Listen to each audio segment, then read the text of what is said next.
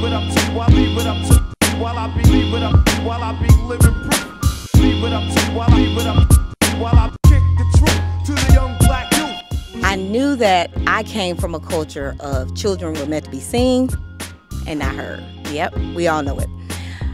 And I knew that we rejected that, and that we very much believe that young people not only should be seen, should be heard, deserve to be seen and heard, should be celebrated, should be centered, should be valued. And that was something that was unique. Like, you know, people didn't see teenagers like this. We loved adolescence. We loved puberty and attitudes. Bring us all that.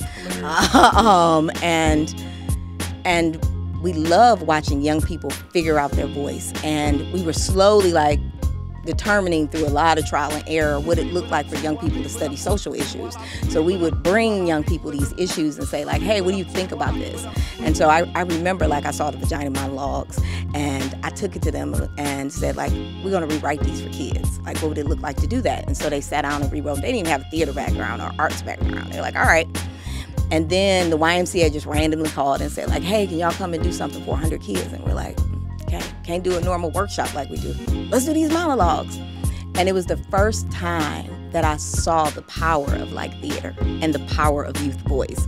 And there were kids leaving workshops coming to our space, and it was creating all this disruption. And it was the first time that I was like, wait a minute, something's happening here. Like, oh, when young people are the center and when young people are talking to young people, things are different. Like, look at the attention that they are pulling in. Look how the kids on stage are transforming. Look how that's a transferable skill. Look how when I use my voice here, I can use it there. Look how I can heal. It was so many things like all at once, like all the lights was coming on. I don't have no money. It's just happening. Fast forward now, I'm literally, I got a board member and she's a volunteer grant writer sitting on the floor at Cooley. And she's like, we're going to write these grants. Cooley is just like forever president. Right? So she's sitting on the floor and she looks up at me. I remember this, like, we were laughing about this last week. She says, well, we're writing all of these, but what if you get them all? And I was like, we're not going to get them all. And she was like, okay. And she went on, you know, collating and sending them in. And on a Friday, my phone rings and the CDC calls.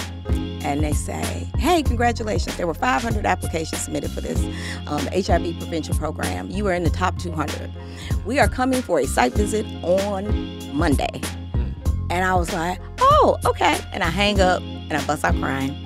And at the time, I had a board member that I named Praying Beth because she would pray before she would say anything. So she praying before she say anything. And then she says, what's going on? And I was like, the CDC called. They coming. And she was like, good. And I was like, no, it's not good. And she was like, why? I was like, we don't have no damn site. We don't have anything. We don't have a building. We don't have space. We're sitting up here in St. John's space. And at that point, Detroit, of course, being different as the theme, Reverend Holly. Reverend Holly had space. He owned like a Jewish synagogue, 8801 Woodward, and he was like, oh, you can use the space. And so back then it was Craigslist.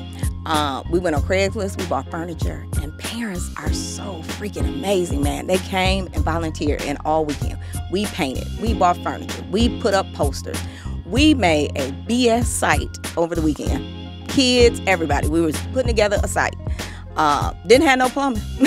But we had a site. Can I use the bathroom? Hey, 1 or 2? Hey, McDonald's. 1. And that Monday, they rolled in from Atlanta. There was a guy, Stewart, who was like all about grassroots work. Wow. He was all in love with us. And I was on the side with the finance lady asking me about profit and loss statements. I'm like, I don't even know what that is. Wow. We got a hot and ready budget. Literally, I got enough money to buy hot and ready. But we ended up getting it. Wow. They gave us $240,000 a year for 5 years.